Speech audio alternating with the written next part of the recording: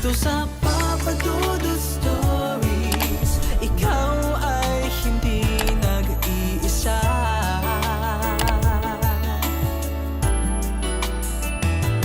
Dito sa Papa Dudut Stories, may nagmamahal sa'yo. Papa Dudut Stories, Papa Dudut Papa Dudut. Sa lahat po ng mga nakatutok ngayon, huwag pong kalimutan mag-like, mag-share at mag-subscribe. Maraming salamat po sa inyong lahat.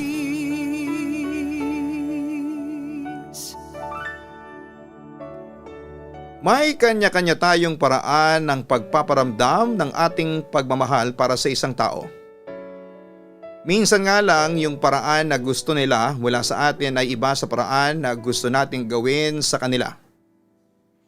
Dahil ang bawat tao ay may kanya-kanyang love language. Dear Papa Dudut, ang bawat isa ay may kanya-kanyang love language. At dahil magkakaiba tayo ng personality ay magkakaiba rin tayo ng paraan kung paano magpakita ng pagmamahal para sa isang tao. At hindi lahat ng paraan na yon ay kayang i-appreciate ng iba. Lalo na kung hindi natin kayang ibigay sa kanila ang kung anuman ang gusto nilang makuha mula sa atin. Kasi madalas ay mahirap mag-adjust sa mga bagay na hindi natin talaga nakasanayang gawin. Hi Papa Dudut, just call me Frank, 32 years old at nagtatrabaho sa isang back office ng mall dito sa Alabang. Avid listener niyo na rin po ako since college student pa ako at sigurado ako na may aral din namang maibibigay itong kwento ko. Lalo na nga at ikinasal ako na isang certified virgin. Pero hindi naman tungkol sa virginity ko itong kwento ko. Kung hindi sa love story namin ng babaeng sobra kong mahal. Mula college hanggang sa makapagtrabaho na ako ay dalawa lang ang naging girlfriend ko, Papa Dudut. At pareho kong sineryoso ang mga nakarelasyon ko na yon. Pero siguro ay hindi ko pa talaga priority noon ang pag-girlfriend kaya tumagal lang ng 2 taon ng relasyon namin ng first GF ko. At 1 taon naman sa second GF ko. Mula po noon ay mas nag-focus na lamang ako sa trabaho at paminsan-minsan ay pag-gimmick namin ng mga kaibigan ko. Ayos naman kahit papaano ang ganong buhay, pero dahil lalaki ako, hindi po maiiwasan na tuksuhin ako ng mga kaibigan ko dahil sa pagiging single at virgin ko. Wala namang problema sa akin dahil sanay na ako. Hindi ko naman kasi kamamatay ang pagiging virgin ko, hindi po ba? Hanggang sa makilala ko ang isang babae na babago ng pananaw ko sa buhay. Naku, pasensya na miss ha. Nagkasabay pa tayo sa pagtulak nitong exit door. Sige, mauna ka nang lumabas. Wika ako sa isang babae. Nagpasalamat naman siya na una nang lumabas ng exit door ng resto bar kung nasaan kami, ang babae. Nakahinga rin ng walang halong amoy ng alak at sigarilyo. Pumunta ka rin ba dito sa labas para magpahangin? Baling niya sa akin. Ha? Oo. Kasi masyado nang maamoy ang alak at sigarilyo sa loob. Pagsisinungaling ko dahil lumabas talaga ako noon para mag-sigarilyo. Talaga? Bakit may hawak kang lighter at yosi? Natatawang tanong niya.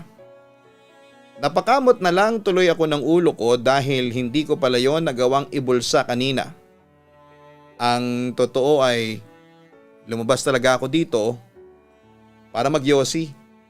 Pero hindi ko na itutuloy para hindi magambala ang paghinga mo ng medyo fresh air dito sa labas. Wika ko naman. Naks, ang bait naman ni kuya. Turan pa ng babae.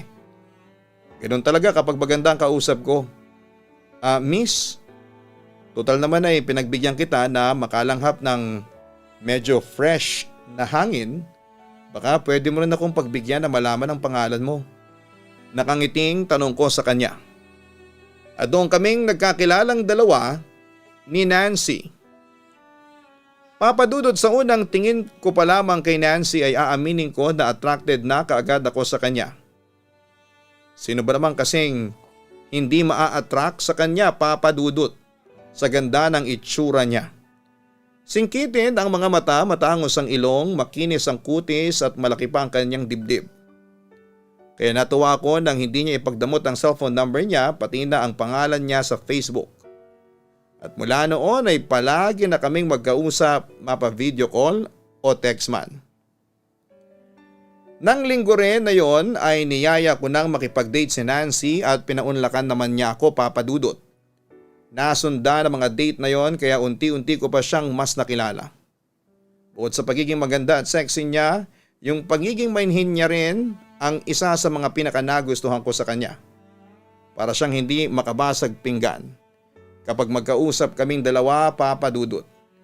Lalo na nga nang minsan ko siyang isinama sa isang family gathering namin at nakilala siya ng pamilya ko.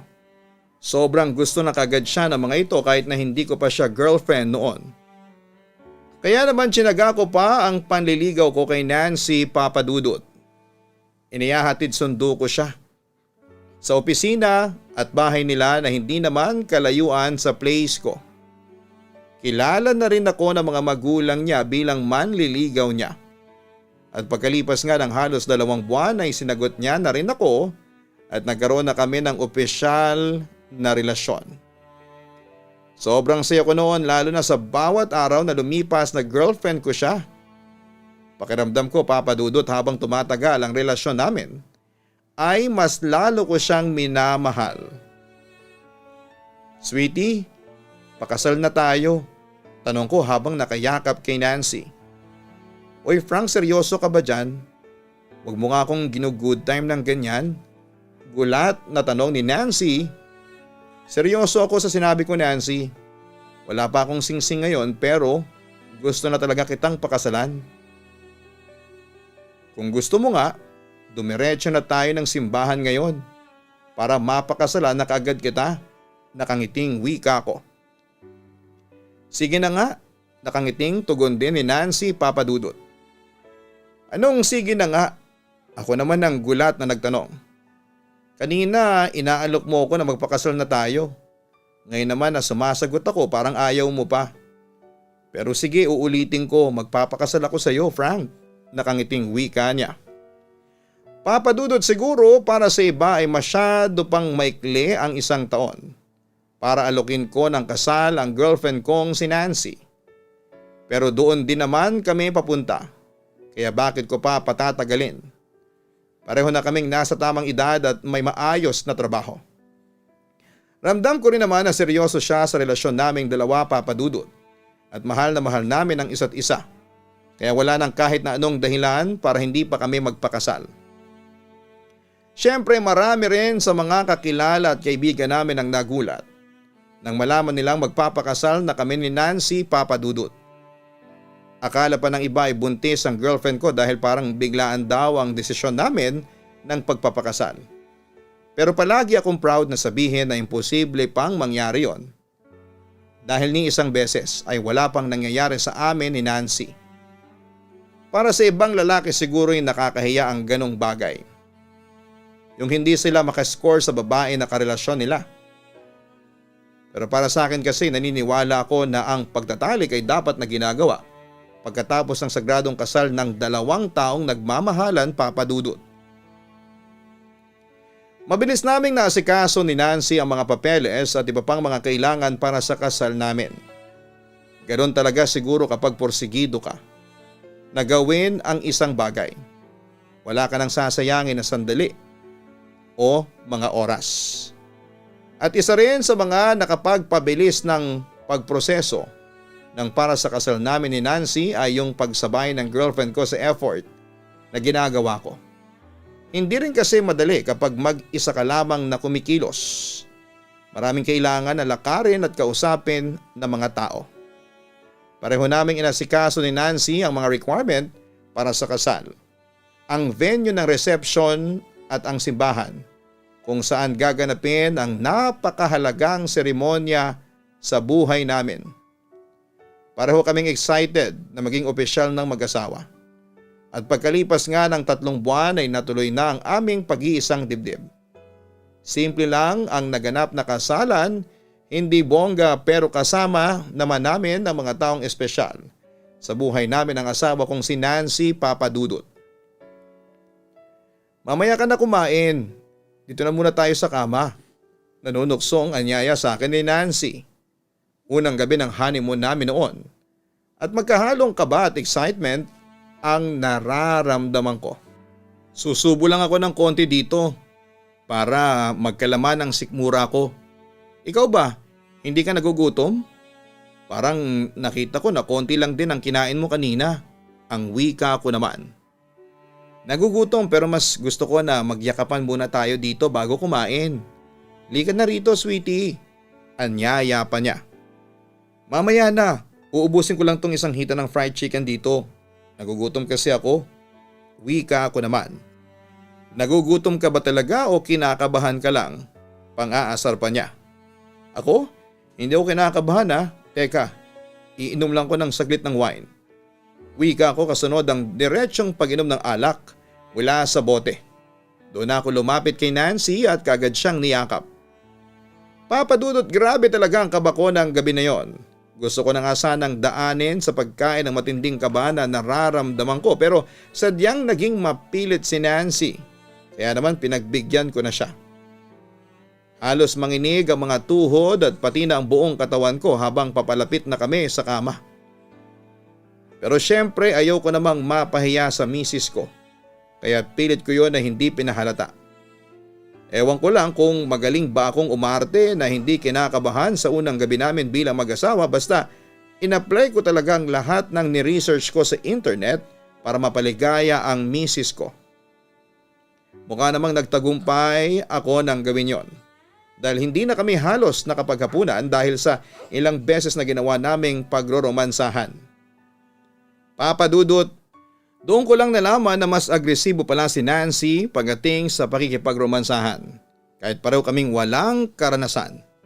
Halos siya ang trumabaho sa buong magdamag at mas marami nga rin siyang alam na pwesto. Galaw o paraan ng paghalik kaya naman enjoy na enjoy talaga ako. Pilit ko namang sinabayan ang energy niya para kahit papaano hindi ako mapahiya sa unang gabi namin. Ganon pala talaga sa first time, lahat ay nakakakaba pero talaga namang napakasarap sa pakiramdam, Papadudot. Pero hindi lang yon ang naranasan ko sa piling ng asawa ko. Kung hindi ang iba't ibang bagay na gusto niyang gawin pagdating sa pakikipagsiping. Sweetie, lika, doon tayo sa may lamesa. Wika ni Nancy at pagkatapos ay pinahiga naman ako sa may lamesa na sinunod ko na lamang kahit nagtataka ko. Inabad niya ang t-shirt at pantalon ko kasunod ang paglagay ng chocolate sa katawan ko. Uy Nancy, anong ginagawa mo? Gulat na tanong ko. Nilalagyan ng chocolate at strawberry syrup tong katawan mo. Nakangiting wika pa niya. Alam ko pero bakit mo ginagawa yan? Tanong ko pa. Napanood ko kasi na masaya raw gawin to ng mag-asawa dito sa ibabaw ng lamesa. Lalagyan ko ng mga pagkain tong katawan mo tapos kakainin ko. Hanggang sa ikaw naman ang gagawin kong pagkain. Maharot niyang pagtawa. Pero ang lagkit kasi sa katawan niyan eh, wika ko. Ayos lang yan. Ganyan daw talaga sa umpisa pero mag-i-enjoy ka rin kaya hayaan mo lang ako sa gagawin ko, sweetie. Panghaharot pa niya. Papadudot, na banggit ko kanina na mas agresibo si Nancy kumpara sa akin pagdating sa pakikipagromansahan. Pero hindi ko alam na mahilig din pala siyang mag-explore. Marami siyang gustong gawin namin na may kinalaman sa pakikipagsiping. Minsan pa nga ay magpi-play siya ng malaswang video at sasabihin niya sa akin na sabayan daw namin ang ginagawa ng 2 taong nasa video. Wala namang kaso sa akin yon, kaya lang ay may mga oras kasi na naiilang na rin ako sa gusto niyang mangyari. Oo, nag-i-enjoy ako kasi lalaki ako. Pero may mga pinapagawa kasi siya sa akin na hindi ko nababanggitin pa dahil masyado na talagang malaswa at sensitibo na minsan ay hindi ko kayang gawin talaga. O kung ginagawa ko man ay hindi ko pinapahalata na napipilitan na lamang ako dahil ayokong mainis o madismaya siya sa akin. Asawa niya ako at alam ko na obligasyon ko na paligayahin ang asawa ko pagdating sa pakikipagsiping Papa Dudut. Siguro nga'y ganun talaga ang mag-asawa sa unang taon ng pagsasama nila. Masyado bang ma-explore sa iba't ibang bagay? Lalo na nga at pareho kaming walang karanasan ni Nancy sa pakikipagsiping bago kami maikasal. Nagkataon lang na mas ma-explore talaga siya sa akin. Hindi ko pala nabanggit na mas matanda nga pala si Nancy ng 3 taon kesa sa akin. At ako ang kanyang naging kauna-unahang boyfriend noon. Kaya naman ako rin ang kanyang naging first kiss at first sa lahat-lahat pagdating sa pakikipagrelasyon. Isa rin yon sa mga dahilan kung bakit naramdaman ko na siya na ang babaeng para sa akin. Dahil pareho kami ng paniniwala na ang pagtatalik ay sagrado at dapat na ginagawa kapag kasal na ang 2 tao. Yun din ang naisip kong dahilan kung bakit sa aming dalawa ay si Nancy talaga ang mas mahilig o ma-explore pagdating sa ganong bagay. Dahil gusto niyang maranasan ang mga bagay na dati ay naririnig at napapanood niya lamang Papa Dudut. Pare, kumusta ba ang buhay may asawa? Nag-i-enjoy ka ba o parang nasasakal ka na kaagad? Tanong ng kaibigan kong si Andre. Nasasakal talaga? Pagkunot ng noo ko. Oo, yun kasi ang naririnig ko sa ibang kaibigan kong lalaki na nagpakasal na. Sa laki ng adjustment na nangyari sa buhay nila, para daw silang biglang nasakal sa ginagawa ng misis nila. Wika niya. Grabe naman yang ibang kaibigan mo. Baka hindi pa sila handang magpakasal kaya nasabi nila yon. Pero para sa akin, hindi ako nakakaramdam ng ganyan kasi hindi naman mahigpit si Nancy sa akin. Kaya lang ay nakakapagod din palang maging lalaki, no? Wika ko. Ha? Anong ibig mong sabihin, Frank? Tanong niya. Kasi hindi ba obligasyon natin na paligayahin ang asawa natin? Lalo na pagdating sa, alam mo na, wika ko. Oo, syempre kasi nga tayo ang lalaki at tayo ang dapat na mas nagtatrabaho pagdating sa bagay na yon. Teka, wag mong sabihin na sa inyong mag-asawa, yung misis mo ang madalas na nangungulbit kapag magkatabi kayo sa kama. Natatawang tanong niya. Nako, kung alam mo lang Andre, hindi lang siya sa loob ng kwarto, nangangalabit. Kahit nasa ang sulok pa kami ng loob ng bahay. Mahilig mangulit si Nancy. Tapos alam mo ba minsan talaga napapaisip ako kung normal ba yung pangungulit na ginagawa sa akin ni Nancy. Tugon ko. Ano ka ba? Normal lang yun. Kasi mag-iisang taon pa lang naman kayong kasal. Dapat nga ikaw pa yung mas agresibo sa inyong dalawa pagdating sa, alam mo na, huwag mo sabihin na hindi ka nag-i-enjoy sa sexy time ninyong mag-asawa. Tanong pa ni Andre. Nag-i-enjoy naman ako kaya lang, kagaya nga ng sabi ko, hindi naman sa lahat ng oras ay nasa mood ako. Lalo na kapag pagod tayo galing dito sa trabaho. Yung tipong pag-uwi ko gusto ko sanang magpahinga muna. Pero hindi ko naman yon magagawa kasi nga ang gusto ni Nancy sexy time kaagad bago kumain at magpahinga. Wika ko. Papa Dudut, syempre tao lang ako na marunong mapagod at minsan ay maiinis na rin kapag nagpaparamdam na si Nancy na may mangyari sa amin kahit na wala pa akong pahinga. Lalo na nga kapag galing ako sa pag-overtime sa trabaho. Kailangan ko rin kasing sipagan sa trabaho dahil marami na kaming mga binabayaran noon. Hindi ko lang masyadong pinapakita sa kanya na stress at wala ako sa mood. Kasi ayokong mapahiya siya. Ayokong mainis o magalit siya sa akin kapag hindi ko siya napagbibigyan. Napakaliit lang na bagay ang pakikipagsiping para pag-awayan pa naming mag-asawa. Kahit minsan ay hindi ko na talaga naiintindihan kung saan pa ba nanggagaling ang energy niya pagdating sa pakikipagromansa. Kung normal pa ba yung mga trip niya sa kama. Pero sabi nga ni Andre na sa unang taon pa lamang kami ng buhay mag-asawa. Kaya normal pa para sa amin ang mag-explore. Ayun nga lang ay hindi kami pareho ng paraan ng pag-explore ni Nancy. Mas wild siya at agresibo na talaga namang hindi ko masabayan minsan. Pero kailangan ko pa rin pagbigyan dahil ayokong magkulang sa kanya bilang asawa niya. Ayun nga lang minsan ay hindi ko na rin mapigilan ng mainis dahil sa pagod na nararamdaman ko kaya may isang beses na nagawa ko siyang itulak nang kulitin niya ako makipagromansa sa kanya. Nako, sorry Halika, alalayan kitang tumayo. Pag-alalay ko sa asawa ko pero kaagad niyang inis na binawi ang kanyang kamay. Kaya kong tumayo, huwag mo akong hawakan. Alam mo Frank, minsan talaga hindi na kita maintindihan. Nagsasawa ka na ba kaagad sa akin? Pag-iyak niya. Hindi naman sa ganun, kaya lang ipagod nga ako. Ilang beses ko nang sinabi kanina, hindi ba? Wika ko. Pagod din naman ako galing ako sa trabaho. Tapos pinagluto pa kita. Narinig mo ba ako nagreklamo? Palagi ka na lang ganyan eh. Reklamo ka ng reklamo tapos hindi mo pa ako mapagbigyan sa gusto ko. Muling pag-iyak niya. Kasi nga hindi naman tayo magkasing taas ng energy pagdating sa romansa. Sorry kung hindi kita mapagbigyan ngayon. Hindi na kasi kaya talaga ng katawan ko, ang sabi ko sa kanya. Pagod ka ba talaga o sadyang wala ka lang sa mood dahil nagsasawa ka na sa akin? Tanong pa niya. Nancy, walang ganun. Hindi ako nagsasawa sa iyo kasi asawa kita at mahal na mahal kita. Sana intindihin mo lang na hindi sa lahat ng oras ay kaya kitang pagbigyan. Oo, obligasyon ko na paligayahin ka dahil asawa mo ko. Pero napapagod din naman ako kaya bigyan mo naman sana ako ng kaunting oras para makapagpahinga. Yun lang naman ang hinihingi ko sa iyo. Hindi yung pag-uwi ko pa lang dito, mangungulit ka na kaagad sa akin. Konting oras lang naman ang pahinga, Nancy. Yun lang ang hinihingi ko sa iyo, paliwanag ko. Papa Dudut, hindi ko na talaga napigilan ang sarili ko na mainis ng gabi na yon. Napagtaasan ko na kasi ng boses ang asawa kong si Nancy kaya nauwi na rin sa pagtatalo ang lahat. Yun pa naman talagang iniiwasan ko yung mag-away kaming mag-asawa. Pero wala naman talagang perpektong relasyon at walang mag-asawa ang hindi nag-aaway.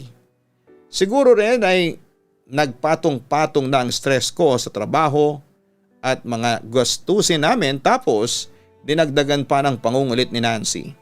Kaya tuluyan na akong napuno sa kanya. Alam ko naman na may mali rin sa akin lalo na sa mga sinabi ko sa asawa kong si Nancy, Papa Dudut. Pero kailangan na kasing malaman ni Nancy na hindi sa lahat ng oras ay kaya ko siyang pagbigyan sa gusto niya. Hindi pwede na kada kulbit niya sa akin ay may energy ako para sabayan ang taas ng libido niya pagdating sa pakikipagromansa. Oo, tungkulin ko bilang asawa ang paligayahin siya. Pero ang tungkulin na yon ay dapat na ginagawa sa tamang oras. Yun ang pinaliwanag ko sa asawa ko, Papa Dudut, na magkaiba kami ng taas ng energy pagdating sa pakikipagromansa. Inamin ko na may mga oras na hindi ko na talaga siya nasasabayan at nagsosorry ako sa part na yon. Pero sinabi ko sa kanya na sana'y maintindihan niya ako dahil mas nakaka-stress din talaga ang trabaho ko kumpara sa ginagawa niya sa opisina nila. Papa Dudut, nung unay naramdaman ko na nagkaroon ng hinanakit sa akin ng asawa ko dahil na rin sa mga nasabi ko sa kanya. Pero hindi ko na pinahaba pa ang oras ng tampuhan naming dalawa at sinuyo ko siya hanggang sa magkabati kami. Doon ko mas pinaliwanag sa kanya kung ano ba talaga ang isyo sa relasyon naming dalawa sa mas mahinahon na paraan. Nang gabi rin na yon, mas naging open kami sa isa't isa at tinanggap namin ang mga kamalian namin. Yon ang naging paraan namin para mas maintindihan ang ugali ng bawat isa. Sa ngayon naman, Papa Dudut, ay 4 na taon na kaming kasal ni Nancy at may 2 na ring anak na babae. Hindi na namin pinagtatalunan pa ang tungkol sa pagsisiping at natatawa na lang kami kapag binabalikan namin at napagkwekwentuhan ang parting yon ng buhay may asawa namin. Hindi kasi naman talaga kailangan na gawing issue ang sex pagdating sa buhay mag-asawa. Dito ko na rin po tinatapos ang sulat ko, Papa Dudut. Lubos na gumagalang, Frank. Ang pagiging bukas na mag-asawa sa mga issue nila sa relasyon. Ang isa po sa mga susi para mas lalo silang magkaintindihan at mas makilala ang isa't isa. Kaya tama lang ang ginawa ninyo, Frank, na mag-usap kayong mag-asawa, no? At kung ano ba talaga ang pinag-awayan ninyo ay mabigyan ng solusyon. Hindi yung kinikim-kim ninyo pa rin sa mahabang panahon. At kagaya ng sinabi mo ay hindi rin dapat na ginagawang issue ang sexy time sa isang relasyon. Siguro dapat alam natin kung paano mag-control sa mga bagay na hindi gustong gawin ng partner natin. Hindi naman kasi masayang isipin na napipilitan lang sila sa gusto natin, hindi ba? Kaya sa mas masaya, tahimik at mahabang relasyon, matuto tayong magbigay ng respeto sa kapareha natin. Huwag kalimutan na mag-like, mag-share at mag-subscribe. Hanapin din po ang Kaistorya YouTube channel at ang Papa Dudut Family YouTube channel na ang link po ay makikita mismo sa YouTube channel na ito. Kaya hindi na ho kayo mahihirapang hanapin pa. Maraming salamat po sa inyong lahat.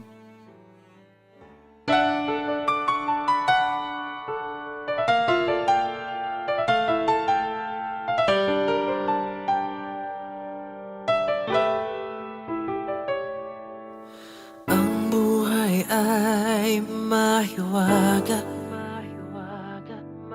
laging may lungkot at saya. Sa Papa Dudut Stories, laging may karamay ka.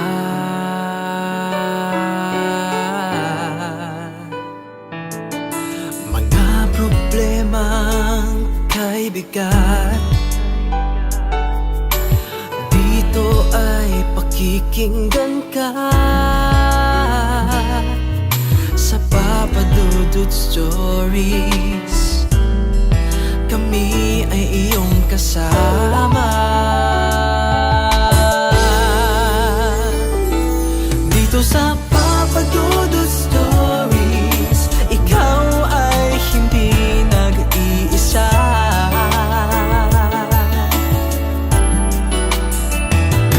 Dito sa Papa Dudut Stories, may nagmamahal sa'yo. Papa Dudut Stories, Papa Dudut Stories, Papa Dudut Stories.